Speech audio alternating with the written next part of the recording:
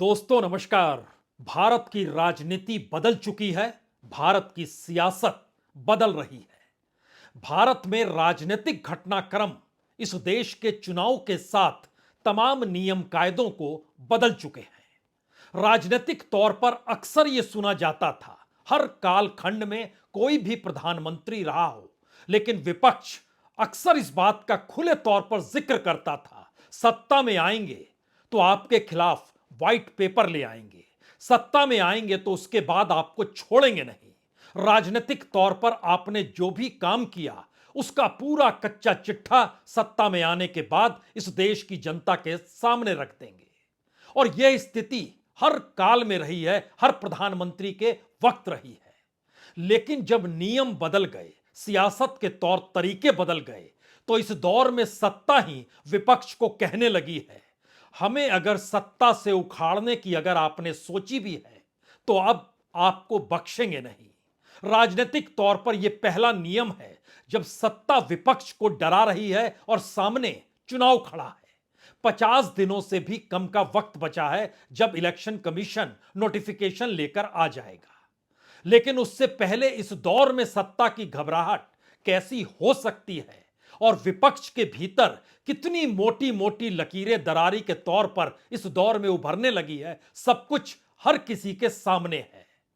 और ऐसे में अगर सत्ता एक एक करके खुला ऑफर या खुली डील या राजनीतिक सियासत को साधने के लिए अपने अनुकूल इस दौर में कोई नई परिभाषा गढ़ने लगी तो हो सकता है आप हैरान हो जाएंगे। राजनीतिक तौर पर ऐसा सत्ता और विपक्ष के भीतर कभी होता नहीं है। दो वजह हो सकती है जिन बातों का जिक्र हम आपसे करने जा रहे हैं। पहली तो यह, विपक्ष के भीतर यह महसूस होने लगा हो कि दरअसल अब सत्ता में आ नहीं पाएंगे, और सत्ता में आएंगे नहीं तो फिर ऐसे में सत्ता से टकराएं क्यों। और दूसरी तरफ सत्ता के भीतर यह भी अनुभव हो सकता है कि पता नहीं इस दौर में जनता अपना वोट किसे दे डाले आखिरी मौके पर, और कहीं ऐसा ना हो जाए कि जनता ही सत्ता के खिलाफ वोट देती हुई नजर आने लगे, यानी विपक्ष कोई मायने ना रखता हो लेकिन विपक्ष चुनाव जीत जाए। ऐसे में सत्ता की मुट्ठी में इस दौर में हर वो ताकतवर संस्थान है, हर वो ताकतवर परिस्थितियां हैं जिसको डिगा पाने की स्थिति में विपक्ष नहीं है।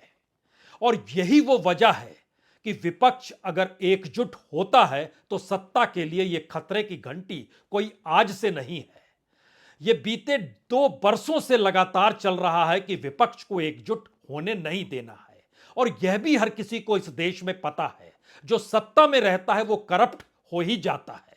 जो सत्ता में रहता है उसके पीछे इतनी पूंजी लगी होती है कि सत्ता में आने के बाद और सत्ता से निकलने के बाद दोनों स्थितियों में उस अर्थशास्त्र को ही उसे संभालना पड़ता है। चलिए इस चक्रव्यूह के भीतर आपको और नहीं घुमाते हैं, एक एक करके परिस्थितियों को अब जरा समझने की शुरुआत कर लीजिए।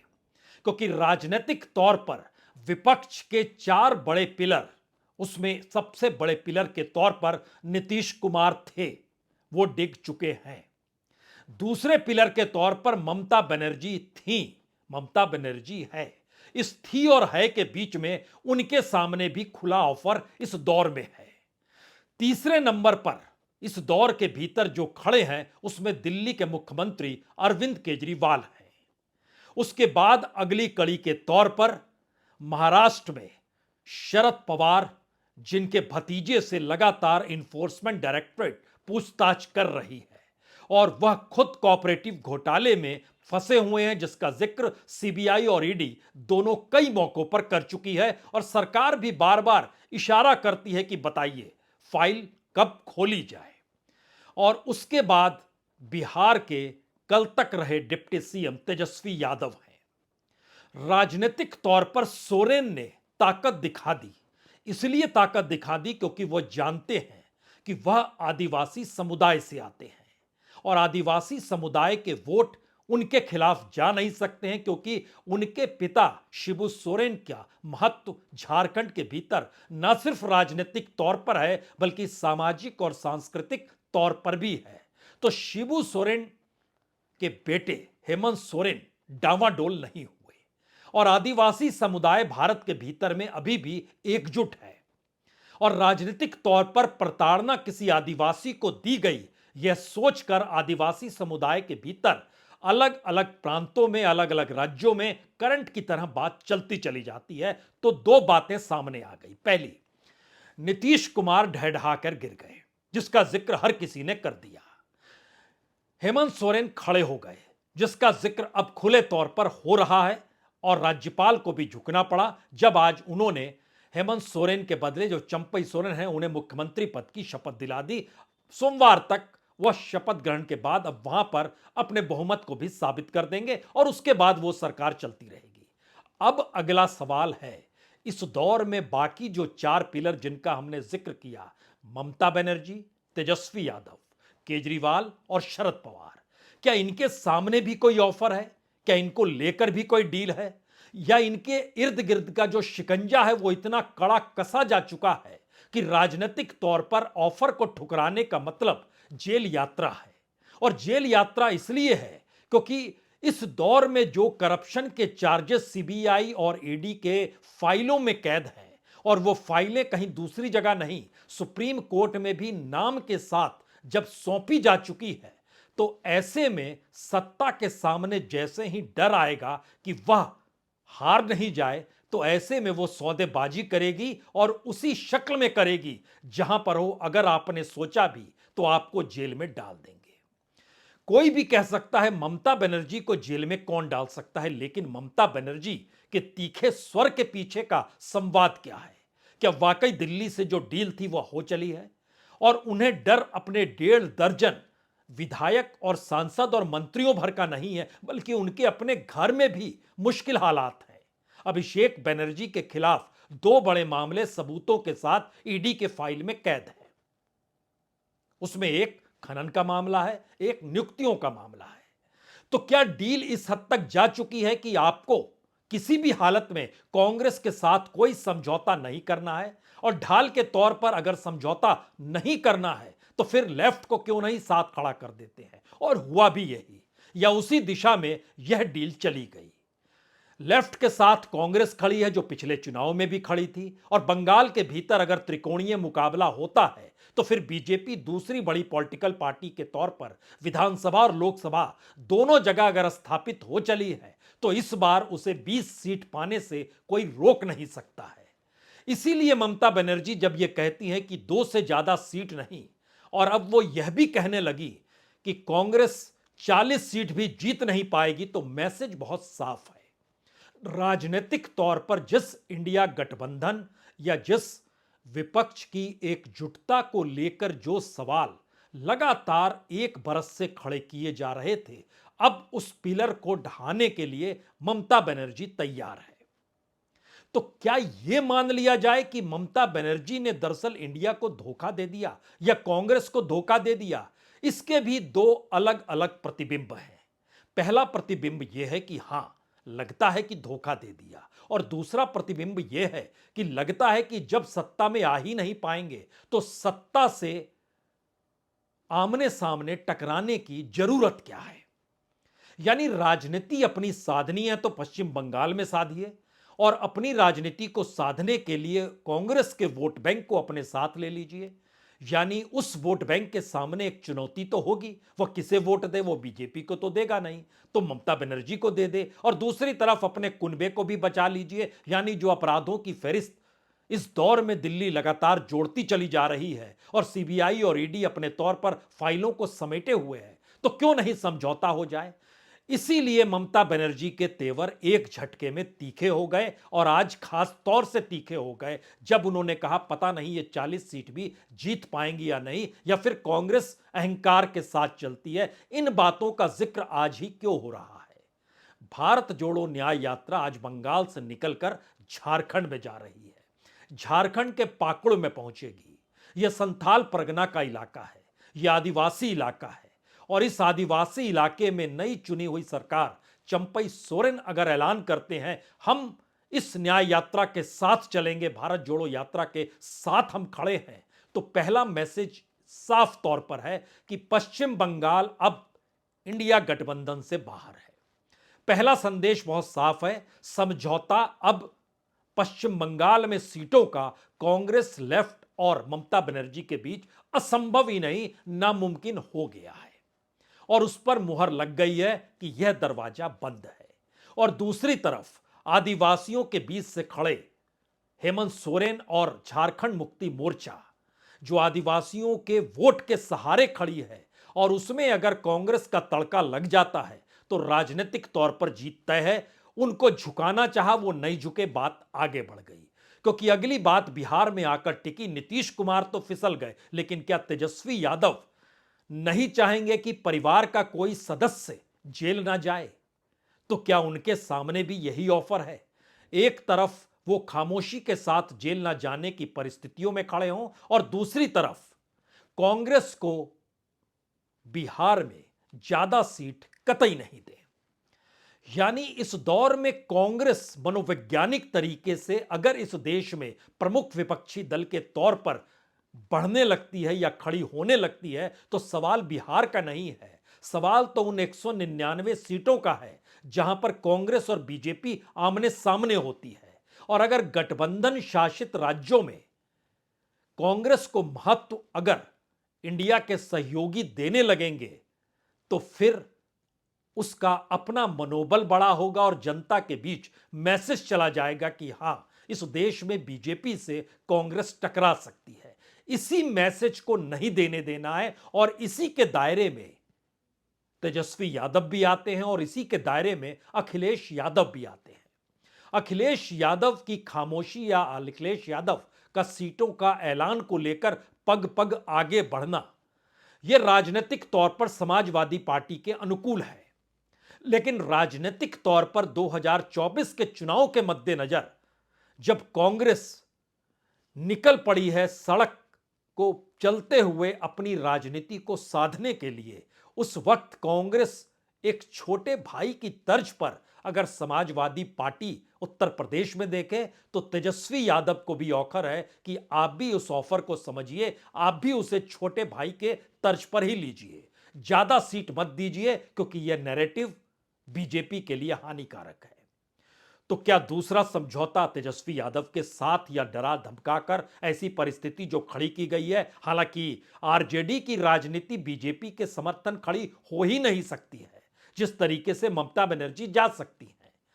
लेकिन सवाल है कि 2024 के चुनाव की गले की फांस दिल्ली की सत्ता के लिए ना बने, तो उसे अपनी डील तो करनी है, वो राजनीतिक तौर पर हो, वो चाहे तमाम नियम कायदे बदलने के तौर पर हो। लेकिन बड़ा इंटरेस्टिंग और बड़ा परिस्थिति अनुकूल दिल्ली का मसला है, जहां पर केजरीवाल है। केजरीवाल और कांग्रेस के बीच समझौता पंजाब में नहीं होगा और होना भी नहीं चाहिए, इसका जिक्र हर कोई कर चुका है। क्योंकि पंजाब के भीतर विपक्ष के तौर पर बीजेपी इतनी मजबूत ताकत है नहीं, अकालियों के पास वो ताकत बची नहीं। अकाली और बीजेपी अगर साथ खड़े हो जाते हैं, लेकिन मौजूदा वक्त में आम आदमी पार्टी और कांग्रेस ही सत्ता और विपक्ष की भूमिका में है, तो दोनों अगर मिल जाएंगे तो ऐसे में किसी तीसरे राजनीतिक दल यानी बीजेपी और अकाली को वो जगह दे देंगे। यह तो बात वहीं तक समझ में आती है, लेकिन सवाल तो दिल्ली की 7 सीटों का है। हालांकि इस दौर में केजरीवाल ने ऐलान कर दिया वो अपने बूते हरियाणा में लड़ेंगे, अपने बूते उत्तराखंड में लड़ेंगे, अपने बूते गुजरात में लड़ेंगे, लेकिन सवाल तो पंजाब और दिल्ली का, और उसमें भी खास तौर पर दिल्ली। दिल्ली के लोकसभा चुनाव में बीजेपी के बाद दूसरे नंबर पर कांग्रेस रही और इस दौर में कांग्रेस खुद को प्रमुख पार्टी के तौर पर लगातार आगे बढ़ा रही है और माना भी गया कि दिल्ली की 7 सीटों को लेकर कांग्रेस और आम आदमी पार्टी में समझौता हो गया। 4 सीट पर कांग्रेस, 3 सीट पर केजरीवाल लड़ेंगे। यह माना गया और इस मानने की प्रक्रिया के भीतर का दूसरा सच यह भी है कि क्या यह समझौता लंबे वक्त तक चलेगा, यानी इसकी उम्र अगले 50 दिनों तक टिकेगी या नहीं टिकेगी। केजरीवाल से सौदा बड़ा साफ और सीधा है। राजनीतिक तौर पर कांग्रेस के साथ खड़े होकर दिल्ली में आप कांग्रेस को जीतने मत दीजिए। आपकी अपनी राजनीति कांग्रेस के वोट बैंक को आपके साथ लाने की रही है। हालांकि इस दौर में बीजेपी का वोट बैंक और केजरीवाल का वोट बैंक आपस में टकराता हुआ और एक साथ खड़ा होता हुआ दिखाई भी देता है। लेकिन दिल्ली का समझौता क्या आखिरी वक्त में टूट जाएगा? अन्यथा ईडी तो फाइल लेकर खड़ी है, पांचवा नोटिस भेज चुकी है और इस पांचवें नोटिस के जरिए यह मैसेज बहुत साफ है कि आप भी जेल में होंगे और आपके जो तमाम कद्दावर नेता हैं, जब वह जेल में है और परसेप्शन यही बना हुआ है कि आम आदमी पार्टी ने शराब नीति के मद्देनजर गड़बड़ी तो की है और राजनीतिक तौर पर कांग्रेस भी आप पर भरोसा उस रूप में करती नहीं है, तो फिर आप कांग्रेस पर भरोसा क्यों करते हैं? ऑफर और डील बहुत साफ है। दिल्ली की 7 सीटों पर मुकाबला त्रिकोणीय होना चाहिए, वहां समझौता होना नहीं चाहिए। तो यह तो अभी वक्त की बात है, क्योंकि धीरे धीरे अगर दिल्ली की सियासत को आप समझें तो दिल्ली के भीतर आम आदमी पार्टी का प्रदर्शन और पंजाब के मुख्यमंत्री भगवंत सिंह मान का भी दिल्ली आकर केजरीवाल के साथ मैदान में कूद जाना, यह सिर्फ चंडीगढ़ का खेल भर नहीं है। राजनीतिक तौर पर दिल्ली में बीजेपी के विपक्ष के तौर पर आम आदमी पार्टी और केजरीवाल ही हैं, यह कांग्रेस से बड़े कद के नेता के तौर पर है, यह भी दिखाने बताने की लड़ाई शुरू हो चली है। तो क्या आपस में कोई तालमेल है?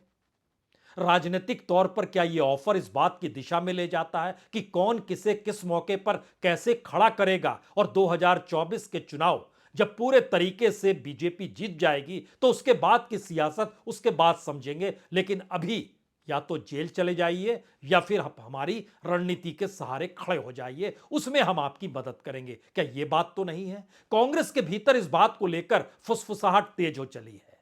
कहीं केजरीवाल और बीजेपी यह खेल आपस में मिला जुला खेल कर कांग्रेस की पूरी राजनीतिक जमीन को खत्म करने की दिशा में तो नहीं बढ़ रहे हैं?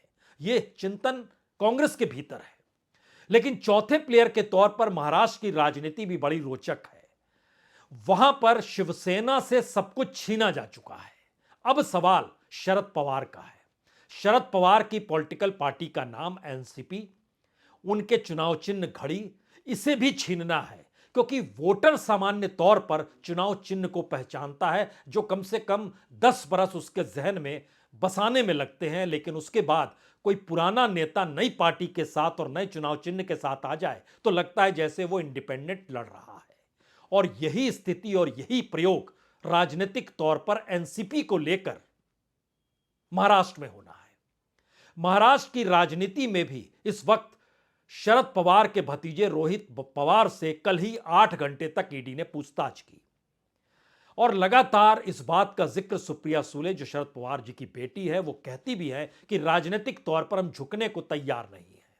लेकिन सवाल राजनीतिक तौर पर यहां झुकने का नहीं है, यहां पर तो जो फैसला आने वाला है उस फैसले को मानने का है। हालांकि सुप्रीम कोर्ट ने तारीख बढ़ा दी है, वो फैसला आ जाना चाहिए था 31 जनवरी तक ही, जो कि एनसीपी के चुनाव चिन्ह और पार्टी अजीत पवार की है या शरद पवार की है, इसको लेकर फैसला होना था।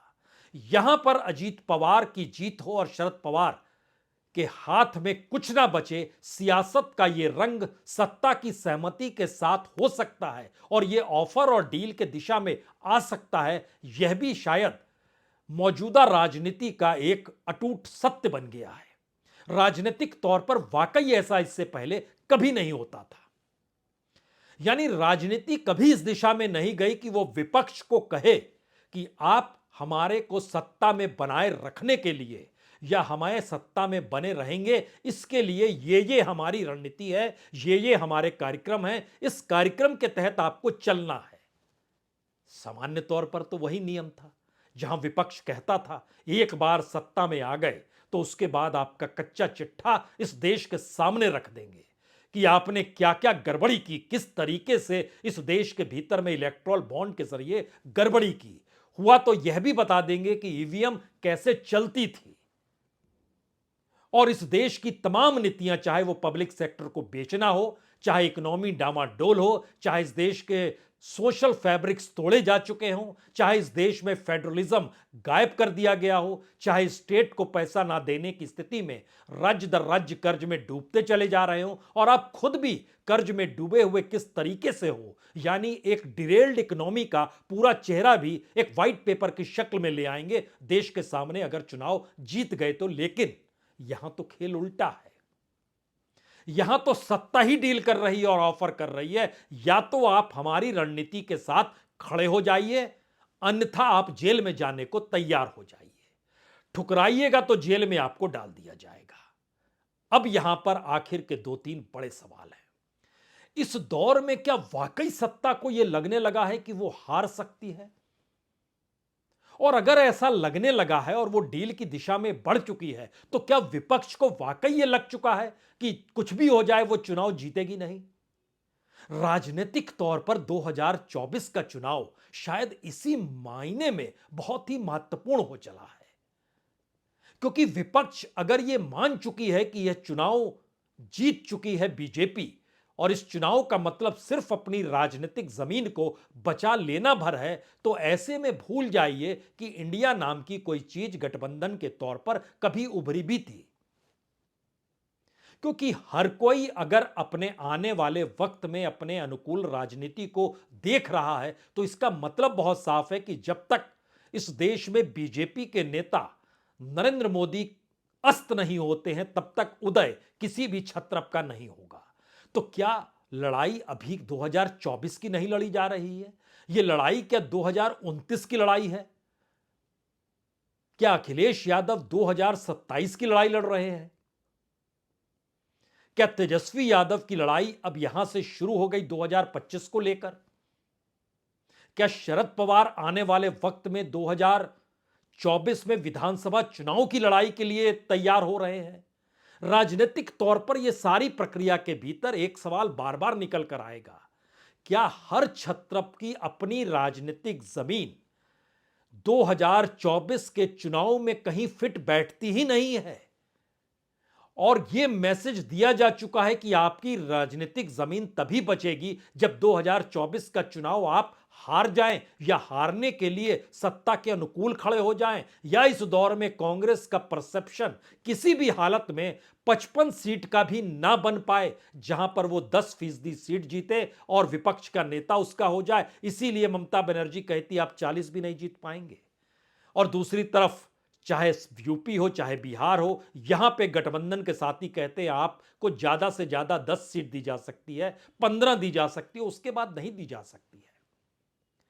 तो गठबंधन के भीतर की गांठ मौजूदा नियम कायदों को सियासी तौर पर अगर बदल चुकी है, तो 2024 के चुनाव का मतलब बचेगा क्या? और राजनीतिक तौर पर सवाल बीजेपी से टकराता हुआ विपक्ष नहीं, बल्कि विपक्ष ही आपस में टकराते हुए 2024 में अपनी ही हार की इबारत कहीं लिख तो नहीं रहा है, अन्यथा जेल तय है। क्या यह स्थिति इस देश में आ चुकी है? मानिए या ना मानिए, लेकिन राजनीतिक तौर पर यह परिस्थिति चल पड़ी है। एक एक करके एक एक बात अगले 50 दिनों में आपकी आंखों के सामने होगी। बहुत बहुत शुक्रिया, बहुत बहुत शुक्रिया।